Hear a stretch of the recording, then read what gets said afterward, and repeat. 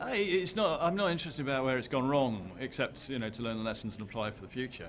Okay, it's for me. It's about going from this point onwards, and I'm going to be having a lot of discussions with a lot of members of the party, a lot of the various officials in the party, about figuring out exactly where we are now. What is the baseline that we're starting from, and then we can work out a plan going forward. Wouldn't it be nice if we could leave the customs union, leave the single market, leave the clutches of the European Court of Justice, become truly the masters of our own destiny, but be able to do it in a way that means that there are no obstacles to trade and so on. This perfect world, no obstacle to trade with the European Union. Everything's working smoothly.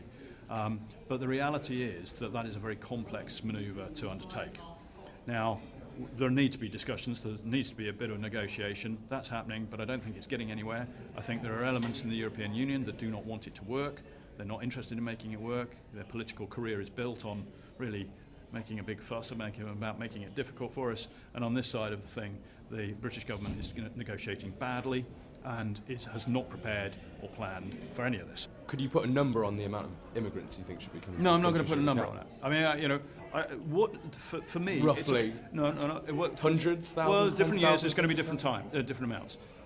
For me, what is important is that we, as a society, and as a government, and as an administration, providing services to the citizens of this country, then we must be able to manage the inflow of immigration without putting undue pressure on our policing, on our hospitals, on our schools, on our road network, on our housing, on our economy.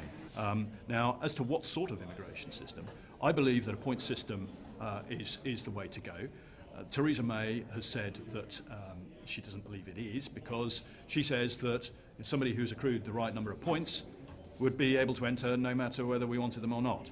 Well, that's absolute tosh. Under international law, a sovereign state is permitted to prevent anybody crossing their borders. What it is that there is a concern amongst the population writ large that there is an undermining through general immigration and the weight of numbers that we've got, and Islam as well, that our culture is being left, or is being buried by this, being sort of pushed aside. Now, that's a concern that we need to recognise is out there. That's a perception that's out there, and we need to address it. And there is also an element, a very small element, that constitutes a security risk. We know what's been going on in London, we know what's been going on in the European Union, and we know that a lot of that is linked to a perversion and a political abuse of the religions. I have a problem with somebody from outside the country standing in Downing Street and saying, not good enough. That is an arrogance par excellence. It is something that is unacceptable. It's not diplomatic, it's not polite, it's plain rude. And that's part of the problem of the European Union. They've got an arrogance there, they think they can dictate to the member states. Well, no, not any longer. The fight starts now. Hi, Henry, with BBC Wales. Hello. How are you doing? You're right. Yeah, very well. James Very well, Williams. James. Are you okay? So Yeah, I'm I asking think so. some Welsh-specific questions. Congratulations. Some people might have been scampering for their Google search engines when you were announced leader. Introduce yourself. Who are you? Sure. Henry Bolton, I'm the new UKIP leader. Now, people can Google me if they don't know who I am. No, I'm a former soldier, former TA officer, former police officer. I've been an international diplomat with The most Eurosceptic. Yes, yeah, absolutely. Interesting. I joined the Lib Dems way back, I don't know how long ago now, because I was at the time a United Nations governor in Kosovo, and one of my mandates. And to be honest, my background, as I said, military, police. I didn't know how a political party is governed internally.